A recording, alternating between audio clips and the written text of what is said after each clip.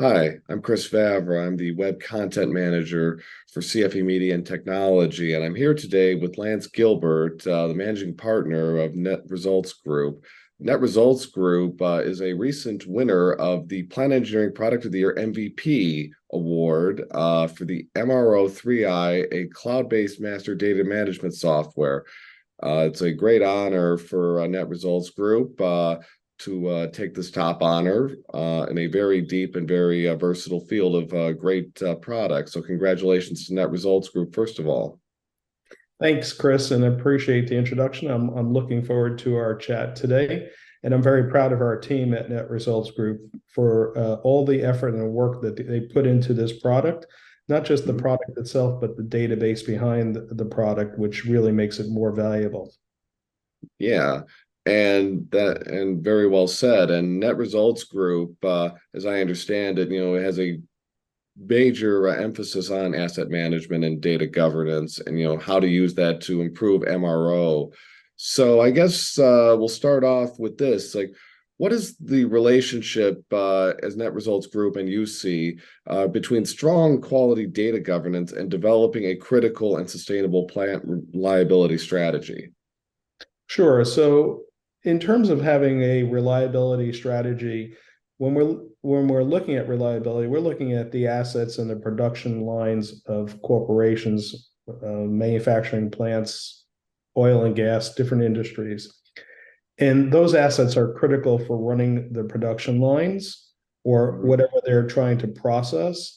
If those production lines go down, a lot of corporations lose thousands of dollars a minute for every minute that that production line is not running.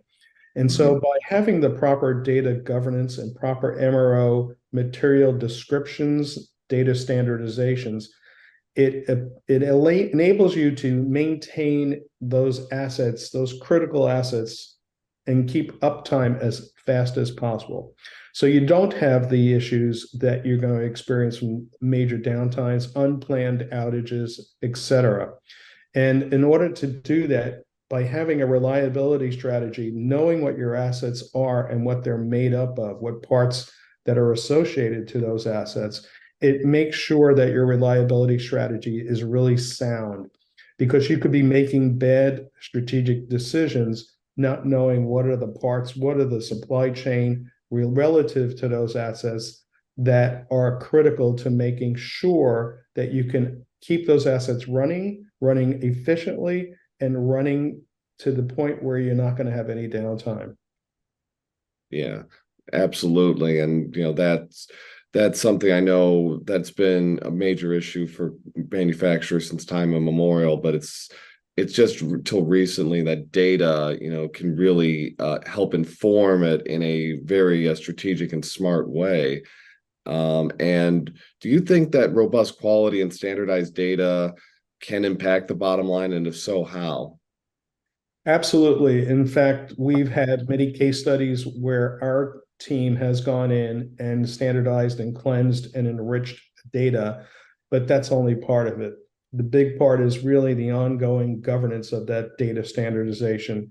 It's great that companies want to invest in cleaning up their data and making sure it is standardized, but you have to make sure it's sustainable over time by having the proper data governance. And with the case studies that we worked on, there were some hard dollar savings to the bottom line for many companies that provided them with an ROI that exceeded 30% of the investment in cleaning up their data. And there's a lot of critical factors relative to that. It's Mhm. about getting rid of slow moving inventory in your storerooms, and we're talking enterprise wide. So Right. we're talking about companies that may have hundreds of millions of dollars of MRO materials throughout their enterprise that we impact. It's also removing and getting rid of obsolete items in your storeroom that no longer tied to an asset. And it's also about taking better advantage of supply buying power with knowing that you don't have duplicates in your system so that Mhm. you can have a better volume discount on parts, knowing that you're buying 100 of one part rather than 20 of this part 30 of that part, 40 of the other part, and they're all the Hmm. same item in the item master, but you don't realize that there are duplicates. So there are a lot of KPIs that we look at and measure to ensure that there are hard dollar savings to the corporation. And we have many Yeah. cases that show that. Oh, yeah. Definitely sounds, like, a good way to, get a perspective on, making your operations run smarter, which, that's the key. But it's interesting to go at it from this perspective because I'm not sure a lot of companies would necessarily think of it in that way, but, definitely has an impact, I'd say. But how can companies improve the component life expectancy of their assets, which is something everybody's trying to do, while minimizing unplanned outages at the same time? Sure. One of the things about a lot of companies when they are looking at their data and how they set it up in their item master is what we call a one-to-many relationship, which Hmm. means that for every item number in their item master, they may have multiple manufacturer numbers tied to that item because all those products from different Hmm. manufacturers are form and function equivalent. So let's take a bearing, for example. You may have an SKF bearing and a FAFNA bearing that are on the same item number, Hmm. different manufacturer part numbers. What happens with the one to many relationship is you lose insight into the reliability of a part. So if a machine breaks down, was it the SKF part that is always at fault, or is it the FAFNA part that's always at fault? When you have a one to one relationship, when you build your bill of materials for your assets, for your components, you actually have insight into what parts are really failing and what manufacturer type parts are failing because of it. When you have Hmm. that insight, instead of the one to many, you have the one to one, you actually realize that you should be re-engineering or looking at the engineering of those components to make Hmm. sure that your assets are running. Another good example of that is there are certain bearings, let's use that as an example. I'm picking on bearings, but certain bearings that work well in a greasy automotive manufacturing environment, but they don't work well in, let's say, a flour mill, for example, where it's fine Right. granular particulates that are in the air and they fail. So if you have that one-to-one relationship, you actually get insight as to what type of bearing, even though there's the same form fit function, works better in a greasy automotive environment than it does in a flour mill. And so the component life expectancy increases because you're using the right parts to make it happen.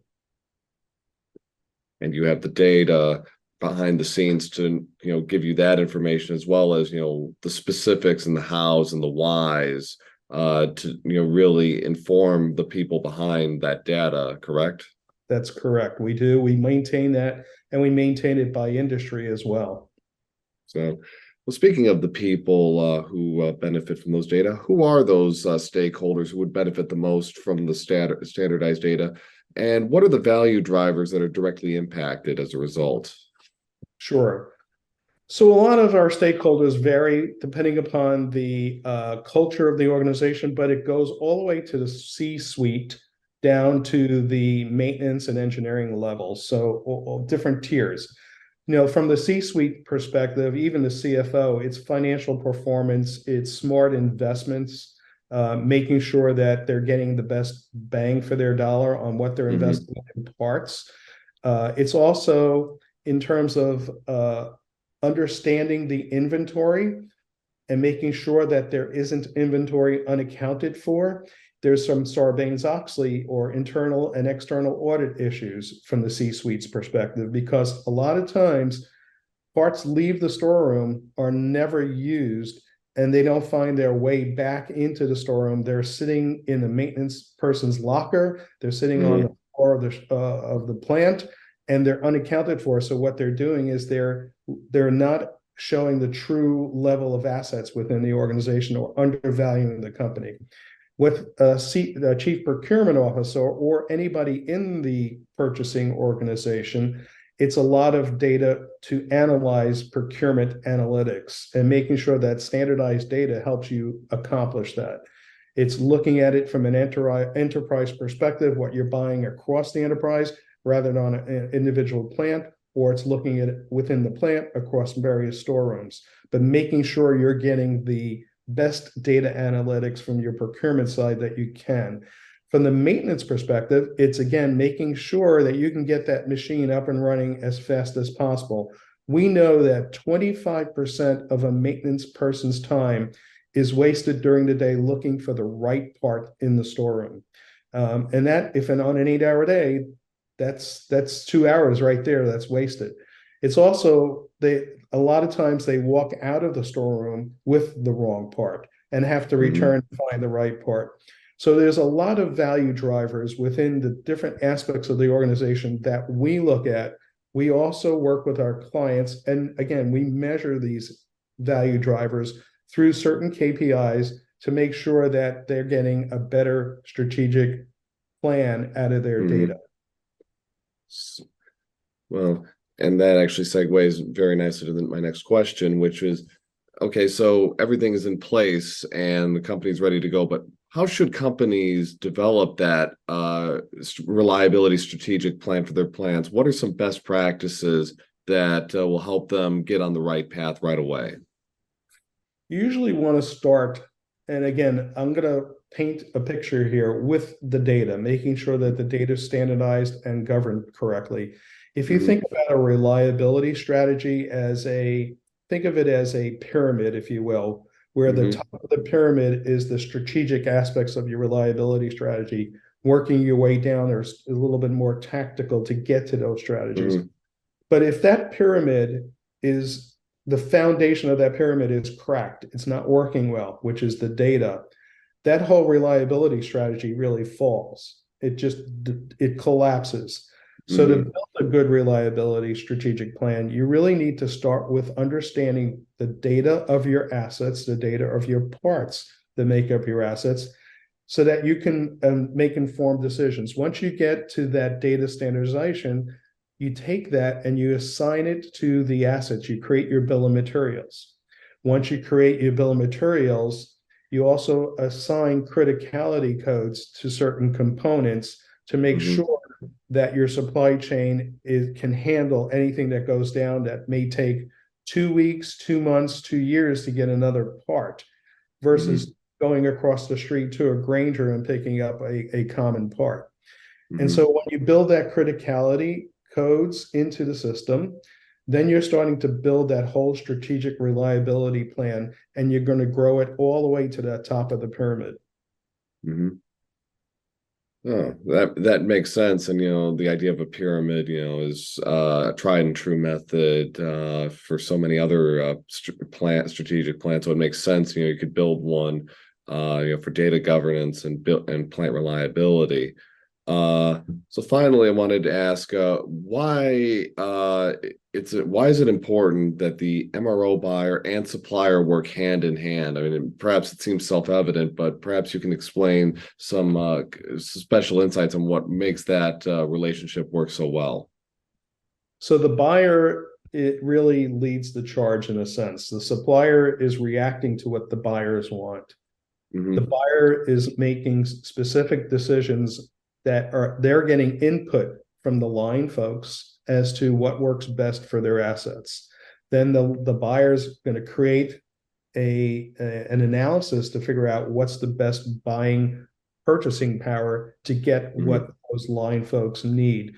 They need to work with the suppliers together in a collaborative mode to make sure that they're not only getting the right part, but at the right time and at the right price.